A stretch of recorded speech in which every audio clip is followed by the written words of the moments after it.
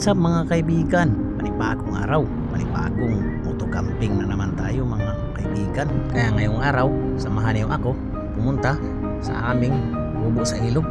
Yung mga mahilig sa mga ganitong adventure, so tara let's mga idol, samahan niyo ako dito sa aming napakagandang ilog. Kaya kaibigan, kung mahilig ka sa ganitong mga adventure, baka naman like mga idol at paki-subscribe na rin sa ating channel para updated ka sa ating mga panibagong mga upload. Maraming salamat.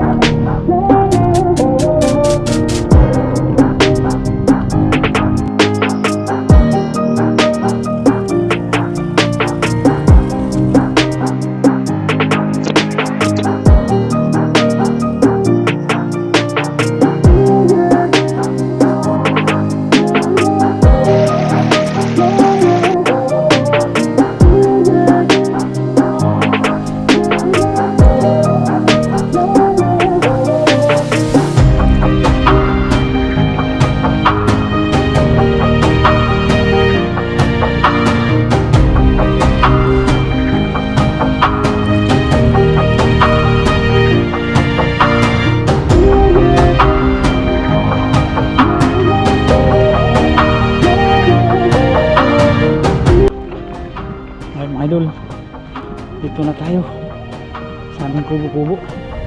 So, ito yung inaararo namin mga idol. So wala pa kasi, hindi umulan, masyadong mainit, kaya pag umulan na namin to araruhin ulit. So ayan yung kubo natin. Dito na tayo mga idol. Ito yung dala nating pato.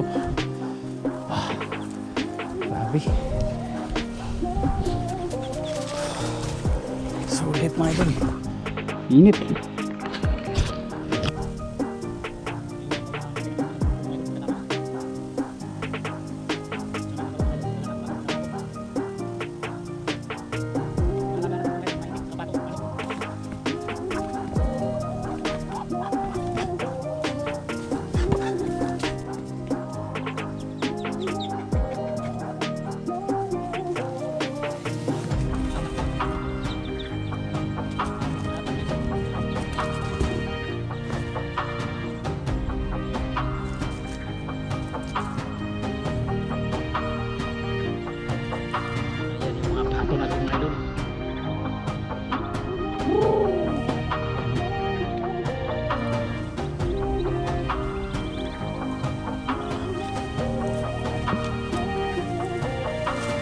Lagyan muna natin to ng tali mga idol, kasi manibago pa sila dito sa aming kubo. Yan, bago pa kasing ginawa to.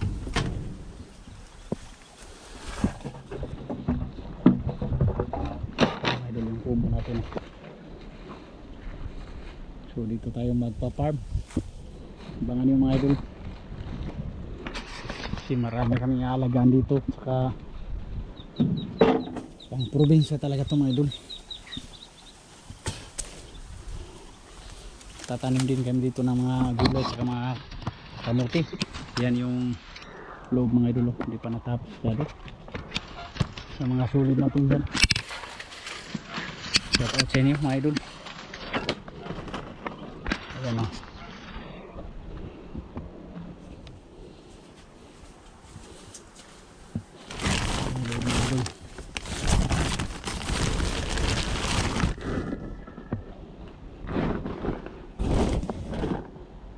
Ayan. Okay.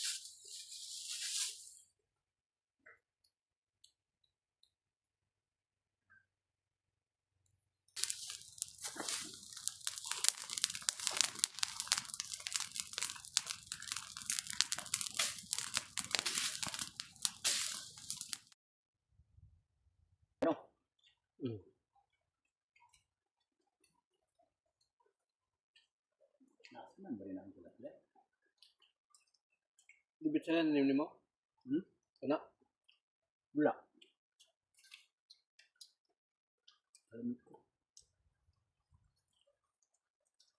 Tawas para. kayo, no?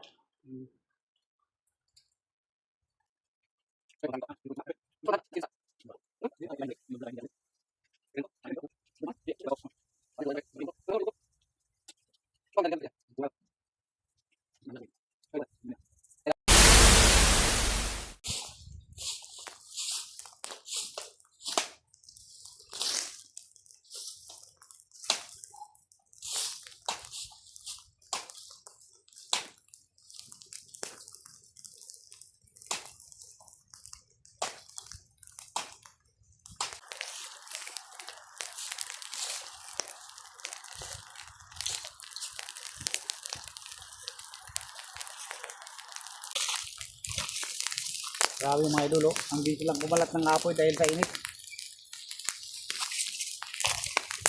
So ito mga idol yung sinunog natin. Ito yung tinabas ko kanina. So tataniman na natin ito ng mga gulay-gulay hanggang doon sa may dulo mga idol. Titingnan lang natin to hanggang dito. Kasi hanggang dito lang yan sa may puno ng saging. So isa ibang lupa na tong dito, no, sa kabila. So babantayan natin yung apoy hanggang dito. Papatayin na natin pag dumating dito kasi baka ayan, no, pumunta dyan sa may mga saging na yan. Hindi na yan sa amin, ito lang sa amin dito, itong may kubo hanggang dun sa may dulo. Baka makadisgrasya pa tayo ng mga tanim ng iba dahil kasi sa init mga idol. Kaya yan, no, tingnan niyo yung apoy, grabe, ang bilis lang kumalat yung apoy mga idol, oh. Oh, napakadelikado talaga magsunog-sunog ngayon mga idol.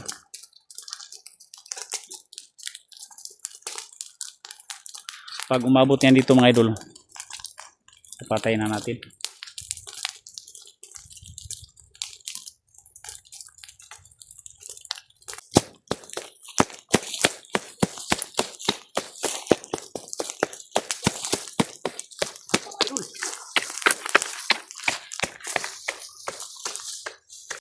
Hanggang dito lang yan sa may puno ng saging. So pinatay na natin yung apoy.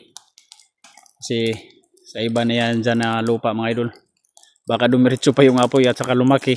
Maraming mga tanim dyan ng mga saging. So, makabayad pa tayo. So yan, hambang sinusunog natin yung tinabas ko kanina na mga damo mga idol.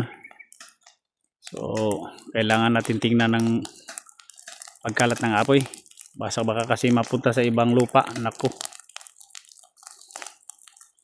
So, ang bilis lang ngayon mga tabas yung mga idol. Sisunugin mo lang. Ayan na, oh, malinis na. Pwede nang taniman kaagad mga idol pagkatapos. Kasi wala pang ulan, hindi pa tayo makapagtanim.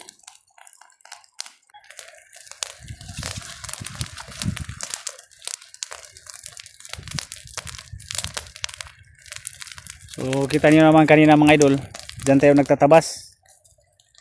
So ngayon mga alas 2, sinindihan natin.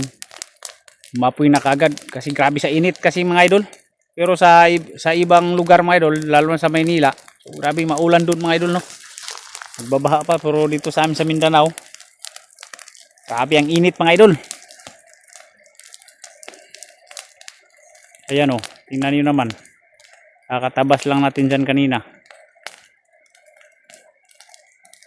Bilis kumalat yung apoy mga idol.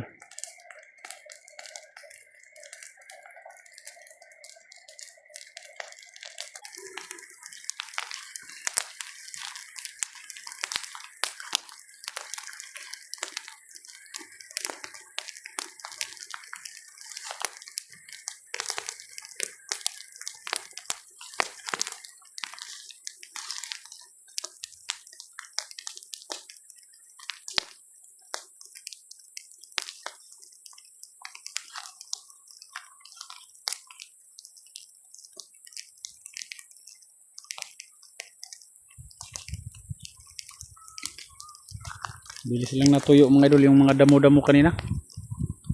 Ayan, oh.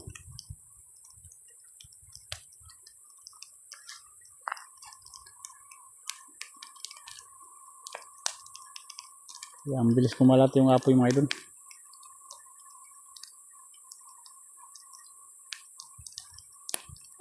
Tingnan niyo mga idol, oh. Oh, grabe sa nipis na yung mga damo-damo. Kaso natuyo na dahil sa init ng araw. Kaya grabe, oh. Makalat yung apoy. Kailangan nga nating bantayan mga idol. Baka kumalat sa ibang may mga lupa, no.